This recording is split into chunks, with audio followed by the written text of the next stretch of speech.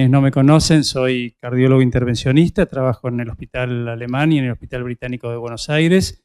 No tengo conflictos de interés en especial con esta... Perdón, no sé cómo funciona esto.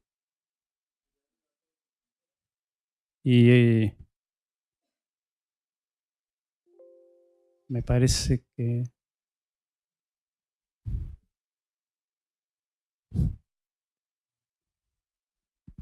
Bueno, no tengo conflictos de interés, pero soy cardiólogo intervencionista, me encanta lo que hago y vivo de esto. Voy a centrar mi charla básicamente en la medición invasiva de la fracción de reserva de flujo coronario. Como ustedes saben, es un método que tiene muchos años, pero que se está imponiendo básicamente en los últimos años para la evaluación de las lesiones angiográficamente intermedias, estenosis entre 50 y 90%. ¿Tenemos? Con esta flecha avanzamos. Perfecto.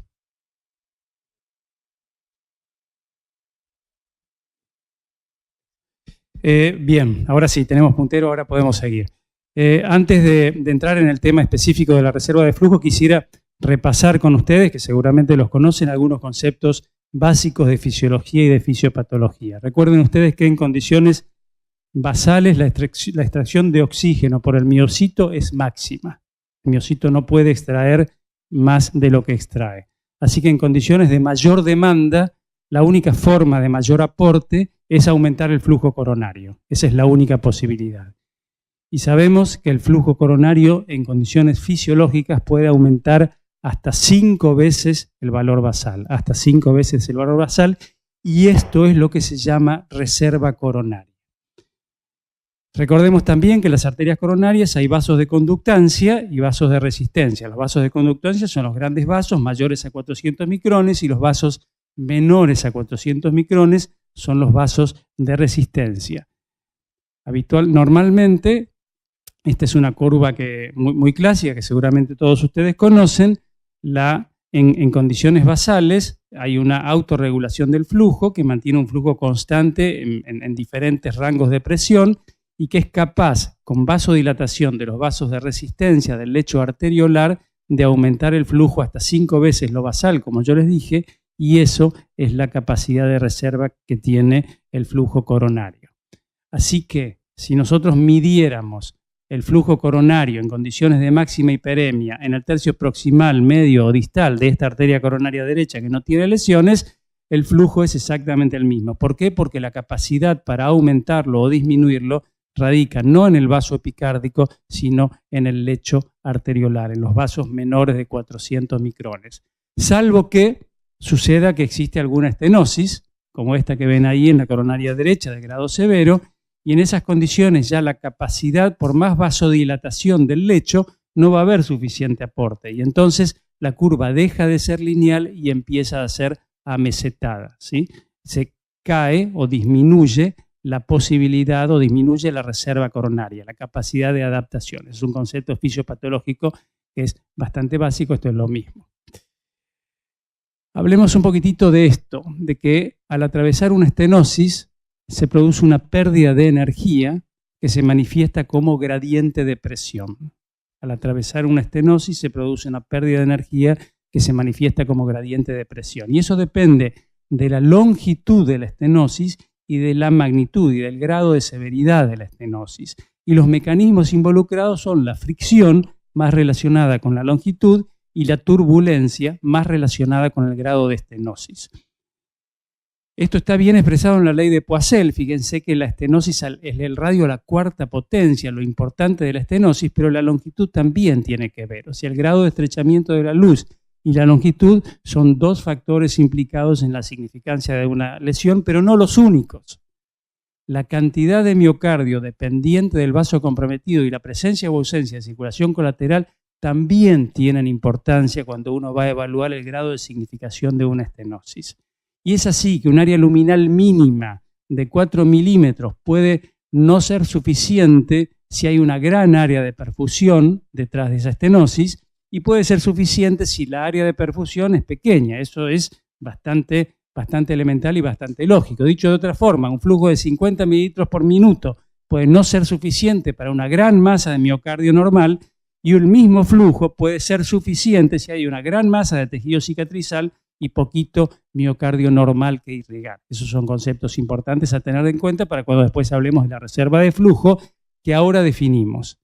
Es la relación entre el máximo flujo en la parte proximal y sana de una arteria y el máximo flujo luego de la estenosis. Eso se llama reserva de flujo por fracción. Y es especialmente útil en situaciones como esta que ustedes ven acá. Fíjense que esta coronaria izquierda tiene una clara estenosis muy severa en la arteria descendente anterior. No hay dudas de que este paciente está isquémico en todo el territorio de la descendente anterior, pero tiene una lesión intermedia en el ostium de la coronaria izquierda. Y entonces la estrategia de revascularización debe incluir las dos lesiones o solamente una. Bueno, fíjense que la reserva de flujo, la medición de reserva de flujo en la sala de hemodinamia puede ayudar a definir esta situación. ¿Cómo se hace una reserva de flujo? En la sala de hemodinamia nosotros la hacemos en forma similar a como empezamos a hacer una angioplastia. Catéter guía, paciente anticoagulado, se atraviesa una guía que tiene un microtransductor en la punta, más allá de la estenosis que uno quiere interrogar, y entonces se mide un gradiente de presiones. Se miden presiones distal y proximal a la estenosis. Distal y proximal a la estenosis. Y se relacionan las dos presiones. Ahora ustedes me van a decir, vos me estás hablando de flujos y estamos midiendo presiones. ¿Cómo es esto? Bueno, si nosotros recordamos un poquitito, el flujo es directamente proporcional a la diferencia de presiones e inversamente proporcional a la resistencia, a uno y otro lado de la estenosis. La presión venosa coronaria es prácticamente cero, y si nosotros con un apremio farmacológico llevamos la resistencia coronaria a cero, es decir, vasodilatamos el lecho al máximo, por ejemplo, con adenosina, tenemos acá también un valor de cero. Por lo tanto, la diferencia de presiones o la relación entre las presiones va a ser equivalente a la relación entre flujos. Nuevamente, la fracción de reserva de flujo que medimos en la sala de hemodinamia, perdón que sea reiterativo, es la relación entre el máximo flujo en la parte proximal sana de una arteria y el máximo flujo luego de la estenosis. Se mide como diferencia de presiones a ambos lados de la estenosis y el valor normal debería ser 1. Cuando la presión distal está afectada por una estenosis significativa, la relación va a ser menor a 1, y si es, por ejemplo, menor a 0,80, que es lo que se considera el umbral isquémico, uno está considerando que ese lecho tiene solamente un 70% de capacidad de alcanzar la máxima irrigación en condiciones de máxima hiperemia, y entonces esto es un valor patológico.